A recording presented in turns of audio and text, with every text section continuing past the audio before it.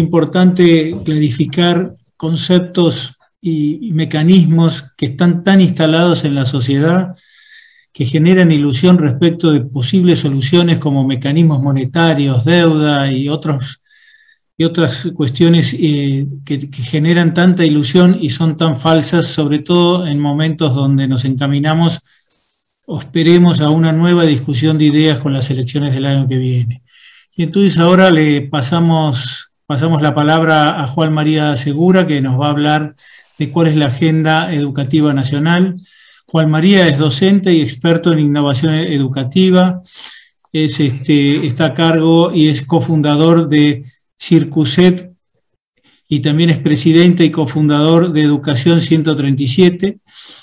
Juan es ingeniero agrónomo con orientación en producción. Su formación académica de posgrado completada incluye los títulos de Magíster en Administración de Empresas en la Universidad Austral, en Argentina, en 1997. Es también Magíster en Economía y Ciencias Políticas del ESEADE en Argentina en el año 2001. Y por último es Master of Arts in Public Policy de la Universidad de Chicago, realizada en los Estados Unidos en el año 2005. Juan, te damos la palabra.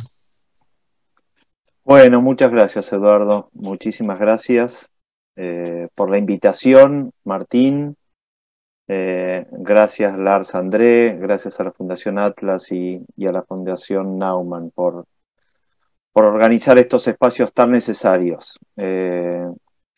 Gracias, Agustín, por tus palabras. Creo que has traído al debate un tema muy importante, que es el uso de la terminología correcta. En educación vemos mucho distorsión al momento de diseñar normativa y reglamentación y regulación en el mal uso de las palabras y cómo se van imponiendo a partir del mal uso de las palabras conceptos y cómo esos conceptos terminan influenciando malos diseños de políticas. ¿Sí? Y cuando nos dimos cuenta, estamos atrapados en una maraña.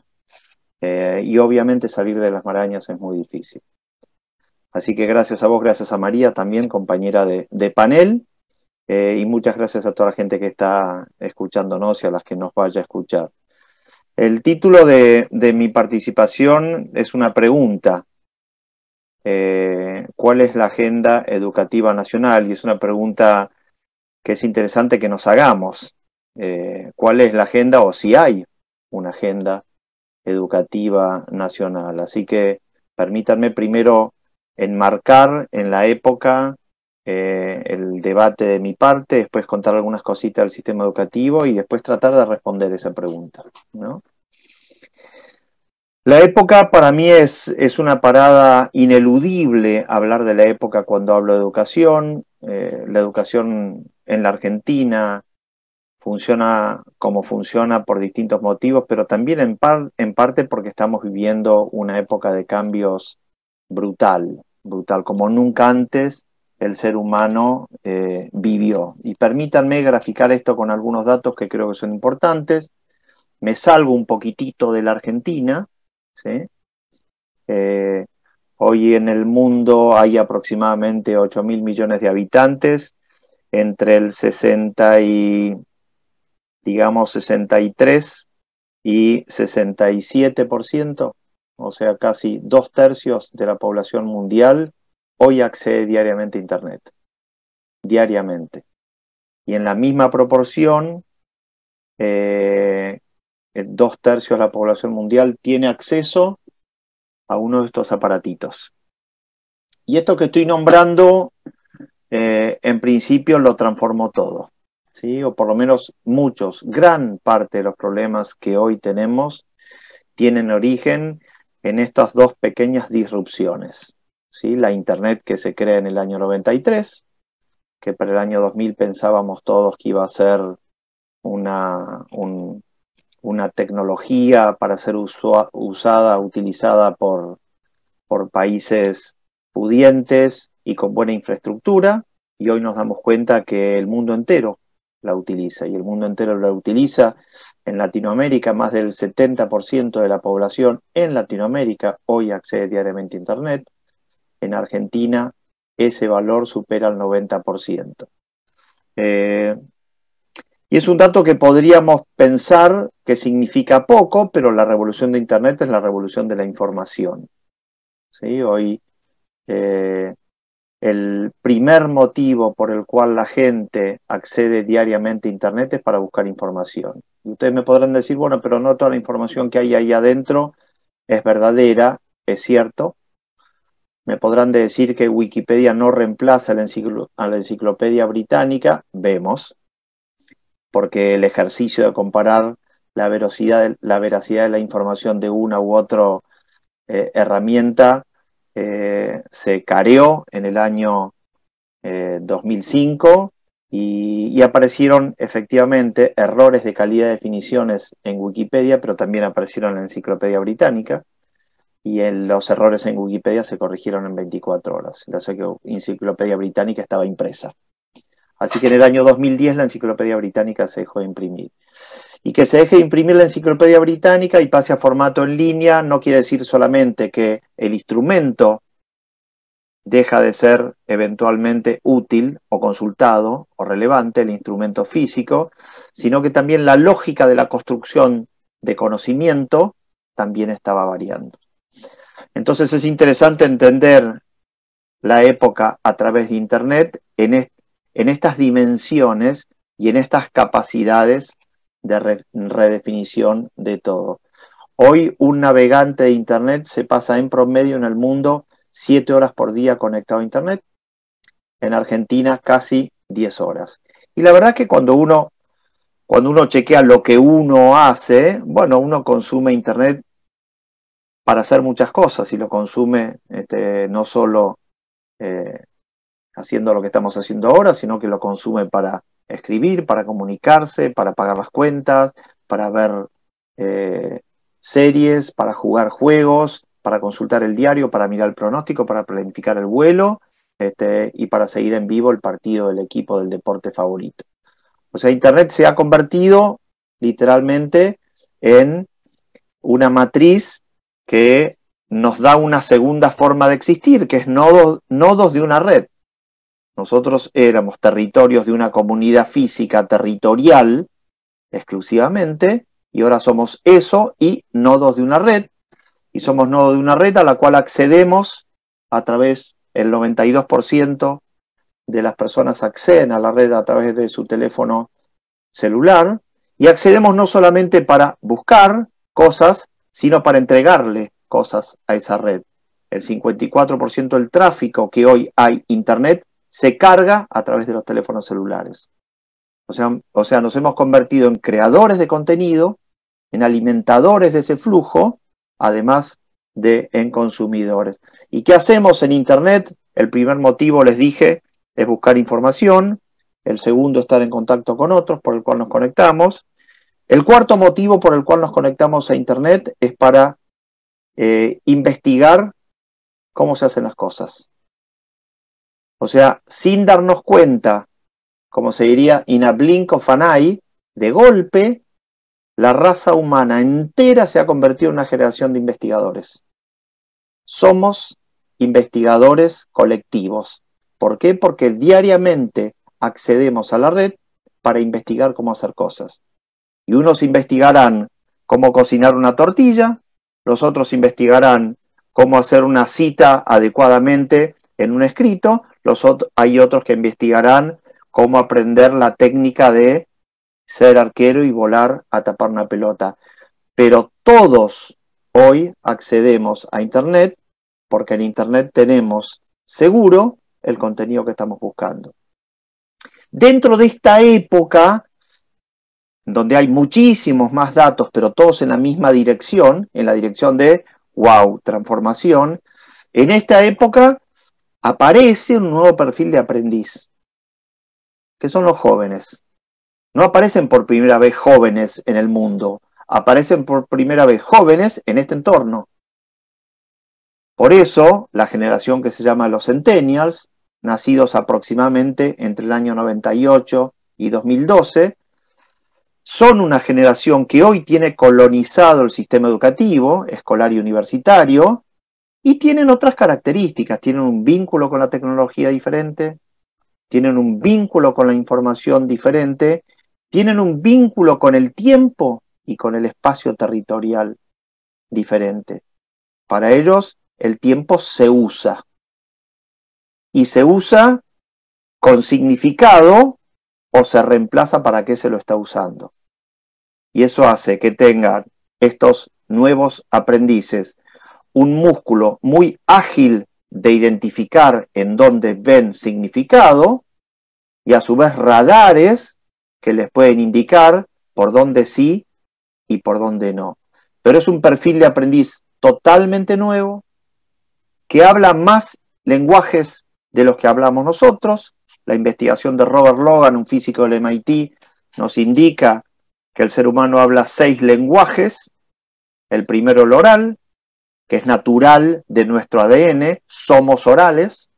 El segundo, escrito, que es forzado. Somos alfabetizados, porque no tenemos la capacidad de autoalfabetizarnos. El segundo lenguaje es escrito. El tercero es el matemático, es una forma de comprender complejidad. El cuarto es científico. Y el quinto lenguaje es el lenguaje computacional de los 70, y el sexto es el lenguaje del chat e internet, un híbrido entre lo oral y lo escrito.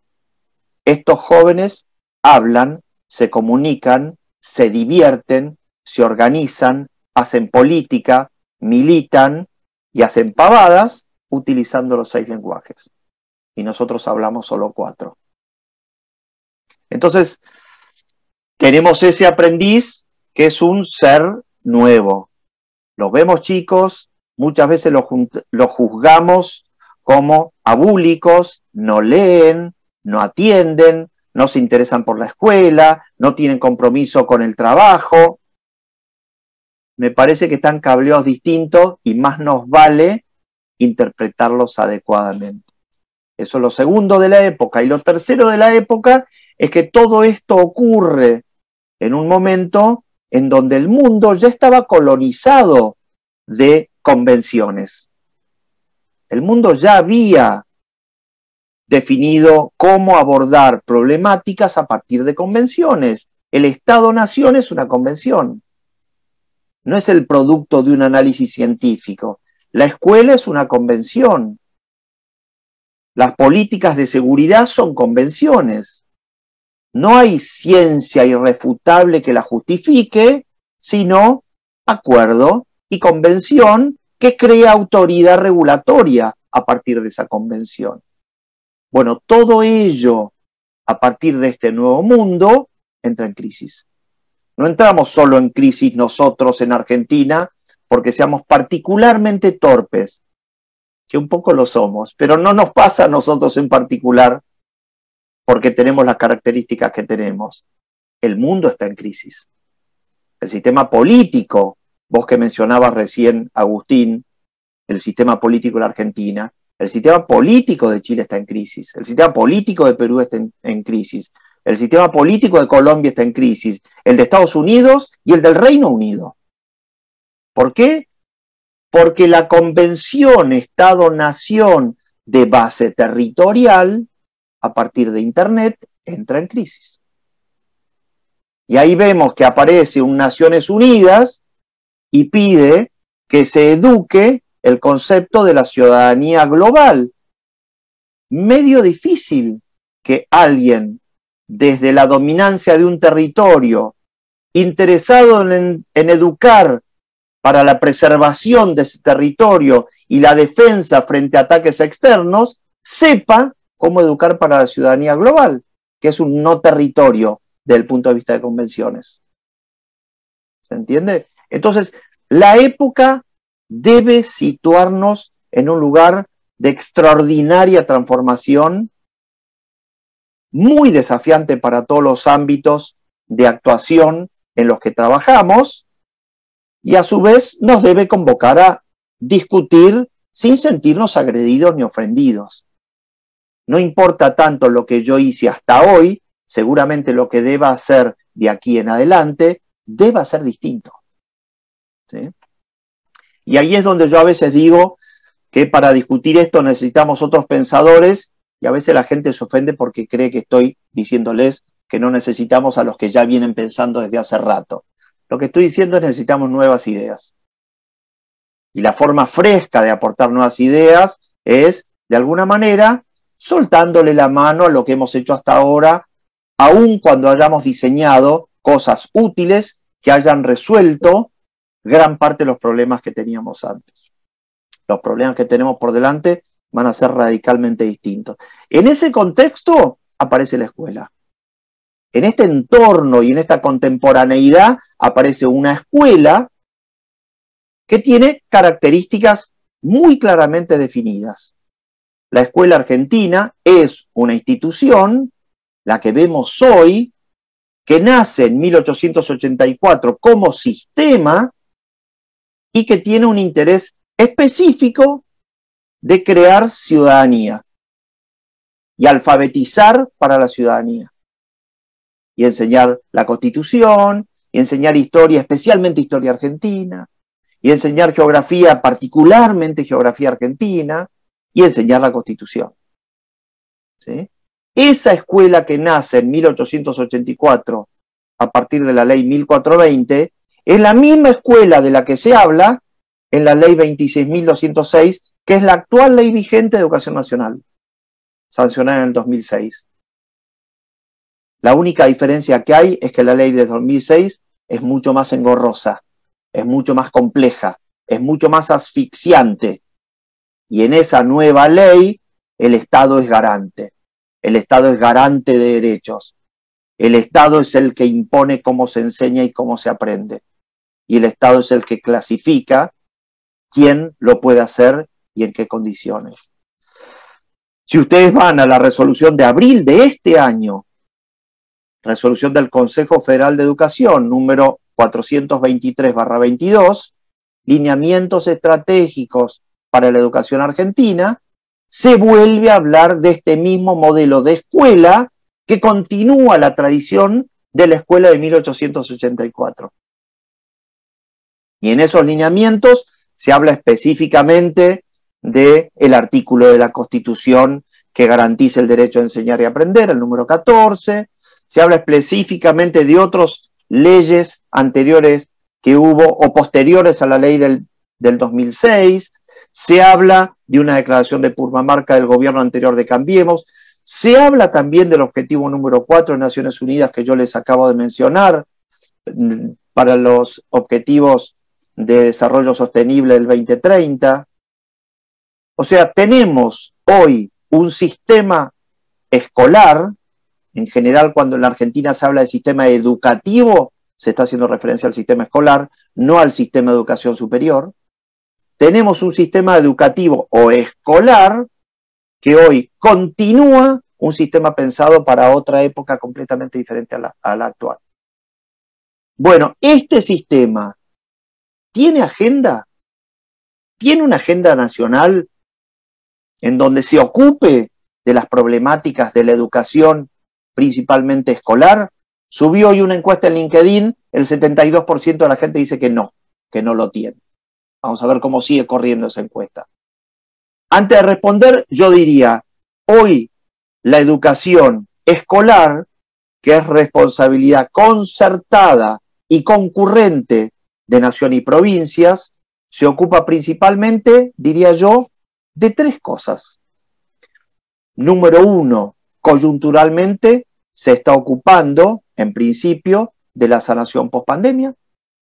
La pandemia generó alejamiento, generó progreso de año a año sin haber aprobado los contenidos requeridos, generó dificultades de conducta y de hábitos en chicos que dejaron de asistir, generó temas de obesidad y mala alimentación, generó impacto en irritabilidad en chicos y falta de paciencia a la hora de poder integrar una dinámica grupal de aprendizaje.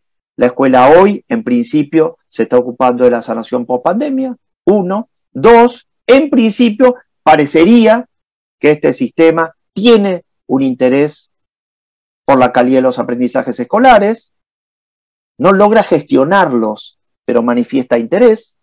Ahí hay en la agenda una tarea de la que se ocupan los gobiernos, y se ocupan porque La Argentina está permanentemente siendo medida y testeada en su calidad de aprendizajes.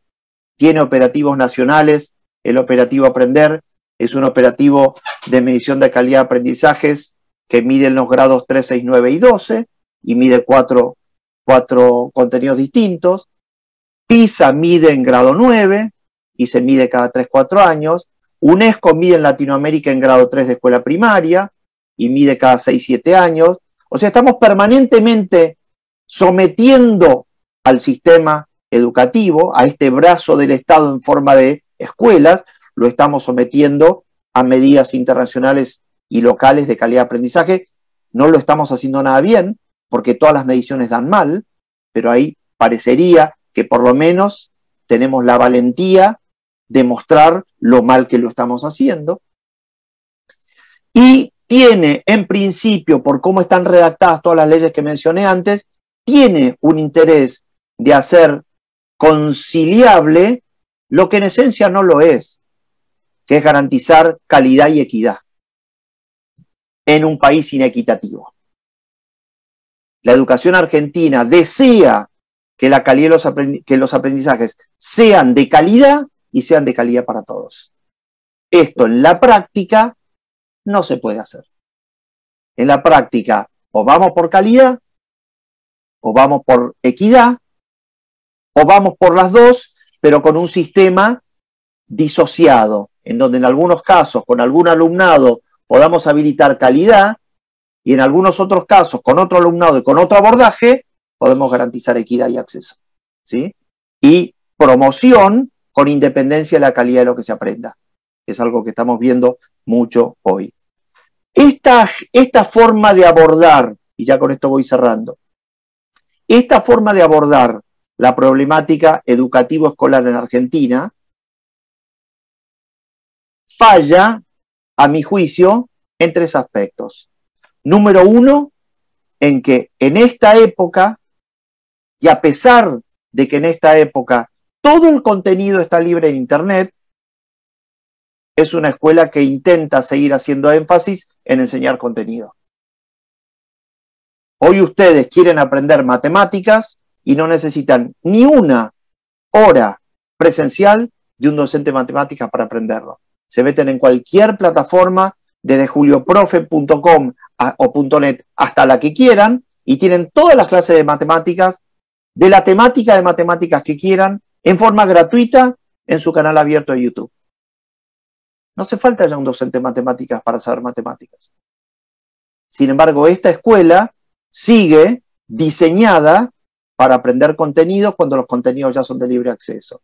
1. Y en ese proceder gasta recursos innecesariamente.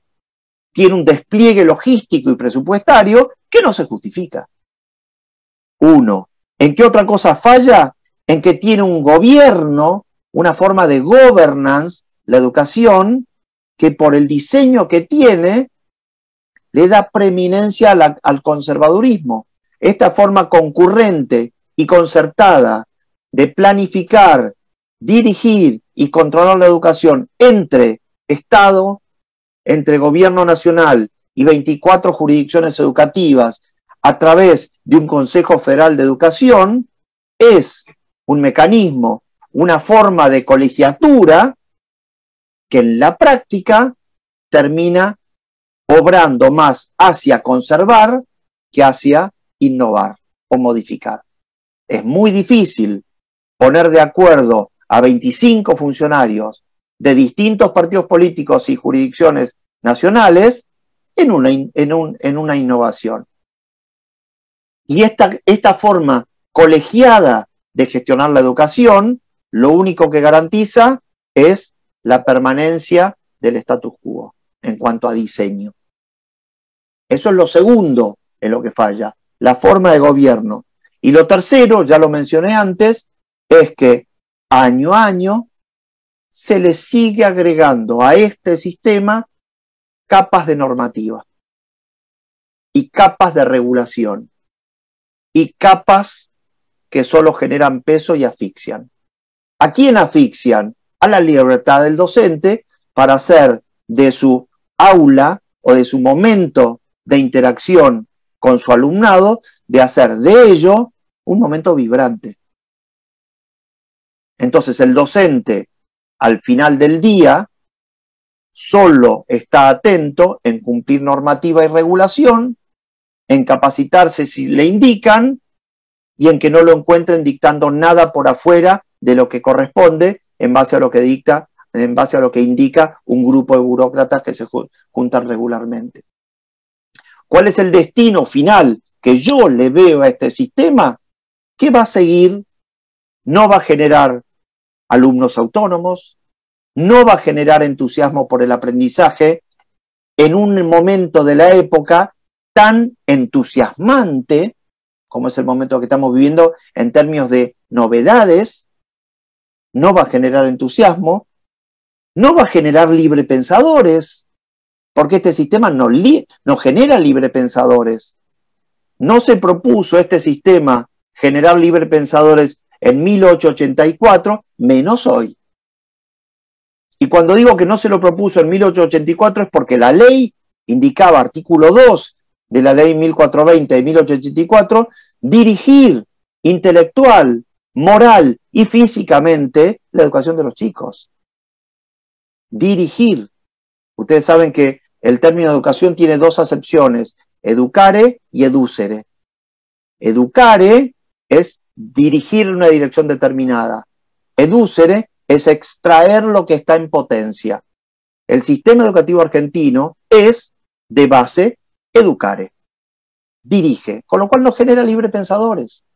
Y estos son, a mi juicio, las tres fallas más graves que hoy, en esta época, tiene el sistema educativo escolar argentino.